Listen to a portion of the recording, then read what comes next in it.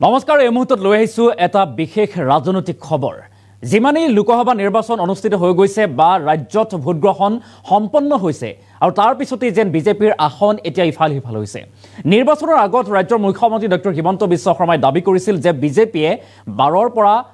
12.5 বা 13খন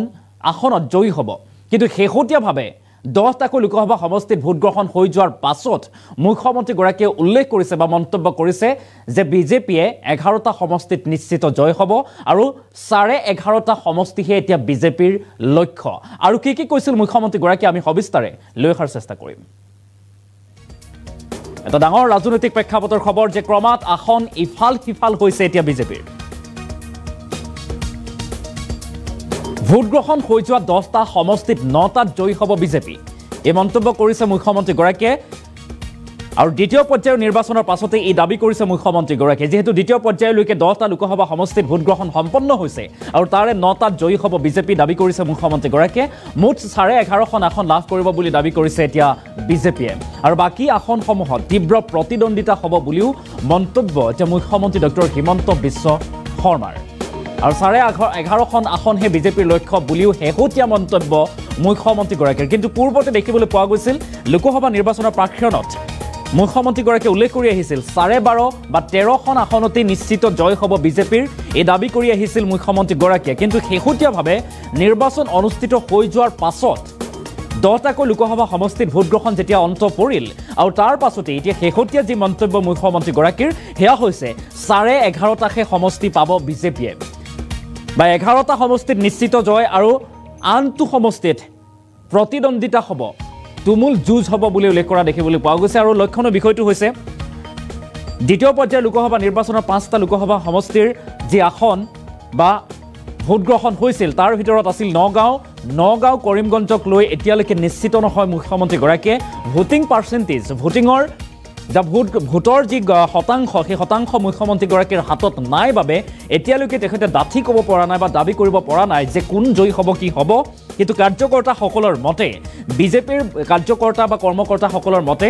যে এইকেইখন সমষ্টিটো বিজেপিয়ে নিশ্চিত জয়ী হ'ব বুলি উল্লেখ কৰিছে কিন্তু মুখ্যমন্ত্ৰী গৰাকীৰ মন্তব্য অনুসৰি 11টাত নিশ্চিত জয় 14টাৰ 11টাত নিশ্চিত জয় আৰু আনটো সমষ্টিৰ বাবে আন এটা সমষ্টিৰ বাবে যুঁজ হ'ব বুলিও দাবী উত্থাপন কৰিছে মুখ্যমন্ত্ৰী ডক্টৰ হিমন্ত বিশ্ব শৰ্মাই মুখ্যমন্ত্ৰী গৰাকীৰ মন্তব্য আমি এই মুহূৰ্তত শুনোৱাৰ চেষ্টা কৰিম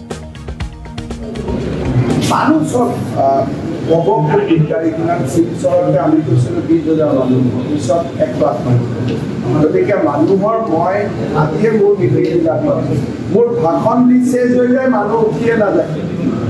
মানুহৰ বিজেপিৰ প্ৰতি অদ্ভুত আকৰ্ষণ মই আজি দিনটোত মোৰ অভিজ্ঞতা মই কৈছোঁ মই এখন অভয়াপুৰীত মিটিং কৰিছোঁ এখন গোৱালপাৰাত এখন মিটিঙৰ ভাষণ দি মোৰ চেজ হৈ গ'ল মানুহ এজনো মই আৰু কৈ থাকিবলগীয়া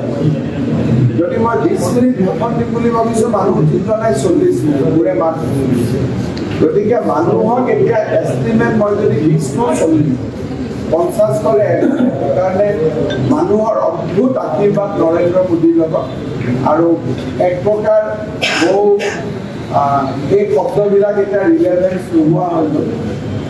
নৰেন্দ্ৰ মোদীৰ চুনামি এক প্ৰকাৰ এতিয়া মই দ্বিতীয় পৰ্যায়ৰ ইলেকশ্যনৰ এতিয়ালৈকে ভাল কৰি খবৰ লোৱা নাই ৰাতিপুৱা আলাপ আলোচনা কৰি এনে নাজানাকৈ কৰিব দিগদাৰ 3টা চিটৰটো আমি জিকিমেই ডিফু শিলচৰ আৰু দৰং ওদালগুৰি আমি জিকিমেই কিন্তু আমাৰ 11টাৰ ভিতৰত আছে নগাঁও আৰু কৰিমগঞ্জৰ ভোটিং পাৰ্চেণ্টেজখিনি অহা নাই কিন্তু আমাৰ কাৰ্যকৰ্তাসকলৰ মতে আমি 2টা চিটতে জিকিছোঁ কিন্তু মই অলপ ভোটিং পাৰ্চেণ্টেজটো এনালাইজ কৰি মই ৰাতিপুৱা ক'ম কাৰণ মই খবৰো ল'ব পৰা নাই মই নিজে কেম্পেইনৰ পৰা আহি আকৌ গৃহমন্ত্ৰী ডাঙৰীয়াৰ উৎসৱখনৰ কাৰণে লাগি পৰিলোঁ 2টা খবৰ লওঁ আৰু ইভিএমত বন্ধ হৈ যোৱাৰ পিছত আৰু যি হ'লে আৰু গুৱাহাটীত 5 লাখ এতিয়া যদি 10 লাখ ভোট হয় 5 লাখ ব্যৱধান যদি ভোটে 7 লাখ হয় গুৱাহাটীত ল' ভোটাৰ টাৰ্ণআউট এটা ইছ্যু এটা আছে সেইটোৰ লগতো আমি বুজিব লাগিব ইউজুৱেলি গুৱাহাটীত কি হয় যি ভোট দিব আহে বিজেপি নাহে কিন্তু ভোট দিব অহা মানুহৰ সংখ্যাটো গুৱাহাটীত অলপ নাই যদি গুৱাহাটীত টোটেল 20 লাখ নে 22 লাখ, যদি 20 লাখ মানুহে ভোট দিব আহে মাৰ্জিন 5 লাখ, কিন্তু যদি 10 লাখ মানুহে ভোট দিব আহে তেতিয়া মাৰ্জিনটো আৰু লাখ হ'ব। গতিকে আমাৰ চেষ্টা হ'ব লাগিব মেক্সিমাম ভোটিং যাতে আমি গুৱাহাটীত কৰিব পাৰোঁ, আৰু গুৱাহাটীত যিমান ভোট হ'ব সকলোৱে বিজেপি দিব, কিন্তু যদি ভোট দিব আহিব লাগিব। সেইকাৰণে আমাৰ এই যে ৰোড শ্ব' কৰিছোঁ, মিটিং কৰিছোঁ, তাৰ উদ্দেশ্যই হ'ল যে এটা জাগৰণ সৃষ্টি কৰা, যাতে মানুহ ভোট দিব ওলায়। ধুবুৰীত অহা কালিৰ পৰা মোৰ কোকৰাঝাৰ ধুবুৰীত কেম্পেইন আছে। নগাঁও আৰু কৰিমগঞ্জ মাইনৰিটি ভোটৰ যিটো টাৰ্ণ বিজেপি যেতিয়া গৈছে, ছেম টাৰ্ণিং যদি ধুবুৰীত হয়, ধুবুৰীতো আমি খুব ভাল লিডাৰ। গতিকে এতিয়া ধুবুৰীত মই মিটিং কৰা লাগিলে আজি মই গোৱালপাৰাত গৈছোঁ। গোৱালপাৰা ৱেষ্টটো হ'ল গুৱাহাটী, ইষ্টটো হ'ল ধুবুৰী। ৱেষ্টৰ মিটিঙত ইমান সংখ্যালঘু মানুহ আহিছে ভাবিব নোৱাৰে। গতিকে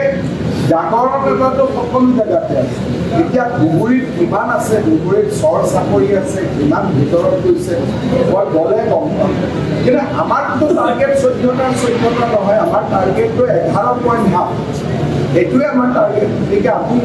14টা চিটত আমি একদম পেণ্ডিং হৈ থাকিব নালাগে যে আমি 14টাই পাব লাগিব। বহুত ক্ষেত্ৰত এইবাৰ নোপোৱা অহাবাৰ পোৱা যায়, সেইকাৰণে ধুনীয়াকৈ আমি আগবাঢ়ি গৈ হ'ব।